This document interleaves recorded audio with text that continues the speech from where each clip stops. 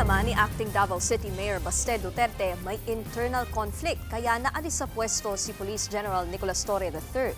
Giit ni Duterte, hindi rin naman malinaw ang dahilang ibinigay ng Malacanang sa pagkakaalis kay Torre.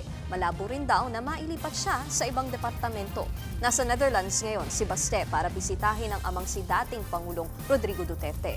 Si Torre ang nanguna sa paghahain ng arrest warrant laban kay Digong, ilang buwan na ang nakalipas. Nitong nakaraang buwan lang din, naghamunan ng suntukan sina Baste at Torre at kagabi napag-alaman ng News 5 na nag-alsa baluta na si Torre sa Camp Crame. Ayon sa source, noong Lunes pa lang daw, alam na ni Torre na tatanggalin siya. Nang tanungin naman kung bakit nabanggit ni Acting Mayor Baste sa ama, ang pagkakasibak sa PNP chief, ito ang kanyang sagot. Hindi ko nabanggit. Actually, wala rin naman talaga akong pakialam na sa tao na yan. Tingin ko, demoted talaga siya. Because wala nang mas mataas pa dyan sa pagkapulis mo. Diba? Hindi ka naman pwede ilagay sa ibang appointed position.